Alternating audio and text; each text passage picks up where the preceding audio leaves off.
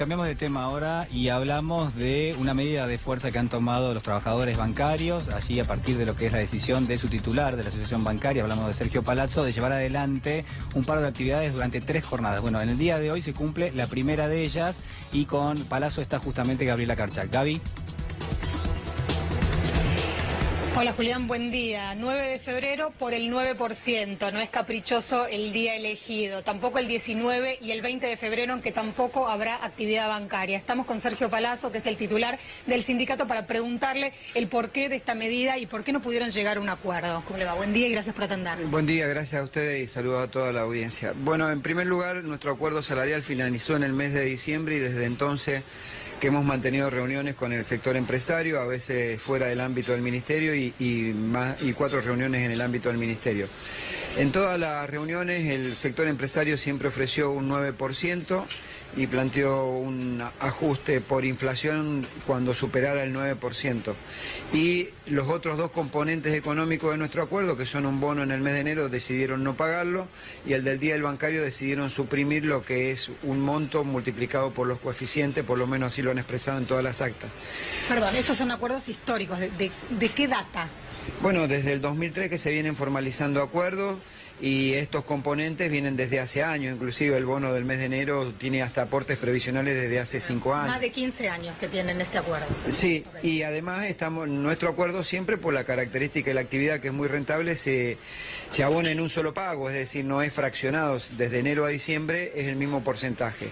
Bueno, nosotros hemos visto que el gobierno ha dicho que la inflación es el 15% y ahora ha sido corregido por el propio Banco Central, que el día 2 de febrero publicó en lo que ellos denominan el REM, que es un relevamiento económico de mercado, con distintas empresas, economistas del Central, que la inflación va a ser el 19,4, lo dice el Banco Central. Lo que estamos reclamando es un acuerdo en ese sentido, que respete la inflación que el propio Banco Central está publicando y que por otro lado tenga una cláusula de ajuste automática en caso de que lo supere. No estamos pidiendo nada del otro mundo ni de otro planeta. Lo que el propio mandante o el manda más del sistema financiero, que es la contraparte nuestra, dice que va a ser inflación, ese es el aumento que requerimos. Julián, Daniela, los está escuchando ya Sergio Palazzo. Palazzo, ¿cómo está? Buen día. Aquí Daniela Ballester y Julián Guarino los saludan. Buen día. ¿Cómo le va? Bueno, a propósito Muy de bien, lo que muchas usted gracias. mencionaba, bueno, yo lo primero que quiero aclararle es que el REM, que es el relevamiento de expectativas monetarias del Banco Central, lo que hace es reúne las opiniones de consultoras privadas, pero no implica necesariamente que sea la opinión del Banco Central. A propósito de lo que usted estaba marcando... Hay 19 bancos, ¿no? Claro, por supuesto. Dentro del REMI, dentro de las empresas hay 19 bancos, si son 19 bancos y coinciden en eso. Claro, pero lo que pasa es que el Banco Central es la autoridad monetaria, es quien hace el señoriaje, como se llama habitualmente en economía, por eso es importante diferenciarlo del resto de las entidades financieras. En ese sentido, por eso me parecía importante marcarlo. Ahora le pregunto, y tiene que ver con la negociación que ustedes están llevando adelante, este 9% de todas maneras queda muy lejos de los 15 puntos porcentuales que tiene el Banco Central como meta de inflación. Sí, bueno, el otro punto que hay que analizar es cuán veraz puede ser la intención o meta de inflación que fije el gobierno. El primer año dijo del 20 al 25 de inflación, fue 41, margen de error 83%. El segundo año dijo 12 a 17, promedio da 14,5 y terminó en el 24,8, margen de error 70. Creo que 19,4 es lo que están estableciendo las consultoras, inclusive hoy creo que ha salido publicado que consultora vinculada al propio ministro Frigerio están dando cerca del 24-25% de inflación. Nosotros lo que decimos es algo absolutamente razonable. Dentro del REM, que vos bien mencionabas y establecía que son empresas que hacen ese relevamiento de mercado, hay 19 bancos, los principales bancos están ahí, quiere decir que ellos saben cuál va a ser la inflación o presumen cuál va a serla, ¿no? Que nosotros aceptemos un acuerdo fraccionado del 9% y sin el pago del bono de enero que se cobra todos los años y eliminándonos la grilla de coeficientes en el día del bancario, implica para nosotros ese tipo de faltante en el acuerdo y el pago fraccionado que en un sueldo promedio pierden en el año 63.070 pesos y en un sueldo inicial 36.000 pesos por la forma y modalidad que pretenden avanzar con un acuerdo salarial que creo que no corresponde. Palazzo, usted ha hablado de chantaje, un chantaje para con los bancarios, ¿no? Sí. Por un lado, y también ha responsabilizado al Gobierno Nacional, que le hace un pedido a las entidades bancarias para no subir esa cifra. A ver, ¿cree realmente que esto es así? ¿Cómo lo puede explicar? Sobre todo lo de chantaje, ¿no? Sí, Sí, dije que tuve una actitud extorsiva. En el mes de diciembre nos reunimos con el presidente del Banco Nación, González Fraga, con Federico Sturzenegger, Jorge Brito Hijo y Claudio Cesario, y en esa misma reunión ellos plantearon que si nosotros no firmábamos el 9% iban a dejar de ser agentes de retención de un 1%, que es una cuota de los no afiliados.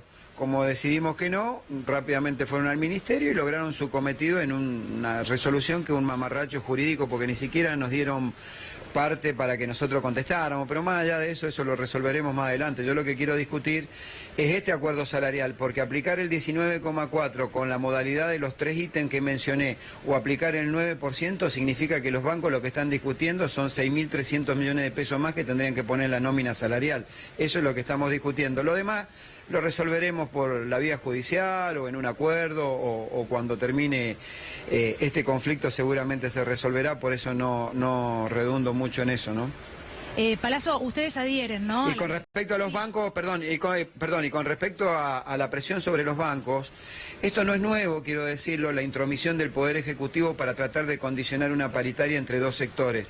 Ya el año pasado, inclusive teniendo el acuerdo firmado, intercedió el Ministerio de Trabajo también para presionar y que no se cumpliera. Cuando fuimos a la justicia y obtuvimos un fallo favorable, fueron y lo único que hicieron fue, no en lugar de decir, bueno, tenemos que aceptar que el acuerdo estaba firmado, que la justicia dice que hay que pagarlo, no, el Poder Ejecutivo le inició juicio político a los jueces que fallaron a favor nuestro. No es nuevo, es una forma que tienen de presionar y de extorsionar para que las paritarias tengan un condimento en orden de lo que el gobierno quiere. Palazzo, le pregunto y le agradecemos su amabilidad. Ya tenemos que hacer una pausa, pero no queremos dejar de consultarla respecto de la movilización del día 21 de febrero. ¿Cuál es la respuesta que esperan por parte del Gobierno Nacional? Mire, el gobierno ha tenido una particularidad y es que desoye, ningunea por más marchas grandes que haya, pero nosotros encontramos que cada vez hay más trabajadores que se suman a las marchas y ojalá el gobierno entienda que tiene que modificar algunos de sus rumbos económicos y dejar de favorecer a los sectores poderosos de la Argentina y empezar a pensar que hay mucha gente que la está pasando mal y es el que paga las consecuencias. Por ejemplo, los jubilados con una reforma previsional que le arrebató 100.000 millones de pesos del bolsillo de los jubilados y lo pone en otros lugares el gobierno disminuyendo impuestos a las grandes empresas, por ejemplo. Palazzo, ¿se fractura la CGT? ¿Usted cree que la CGT tiene como futuro una nueva conducción o en cambio piensa como muchos referentes sindicales que habría que tener dos CGT, una cercana al gobierno y otra lejana, digamos, o distanciada del gobierno? Yo creo que la CGT no se divide, en todo caso se depura, ¿no? Porque de un lado van a quedar los que quieran luchar y combatir contra estas políticas por el marco y la vía democrática, y siempre lo resalto porque yo soy muy respetuoso de la voluntad popular. Es un presidente que ejerce y ejercerá constitucionalmente y en ese marco tendrá que sortear los conflictos que se le ocasionen, y nosotros pensamos que hoy esos conflictos solamente los resuelve a favor del sector empresario poderoso. Dentro de la CGT lo que sí se ha exteriorizado es una división que ya existía claramente y que quedó plasmada en el fines de noviembre cuando hubo una marcha en contra de la reforma laboral por parte de algunos sectores de la CGT más la CTA, y un grupo pequeño se quedó con un acuerdo con el gobierno y se volvió a plasmar en las marchas de la reforma previsional cuando, aún diciendo la CGT que no estaba de acuerdo, dejaron liberado para que cada uno hiciera lo que quisiera y no tuvieron ni condensaron esa protesta que era absolutamente legítima porque se afectaba a las AUH y a los jubilados. Bien. Bueno, muchísimas gracias. Gracias a Gabriela Carchá de Calle en el lugar. Gracias a ustedes, hasta luego, muy amable.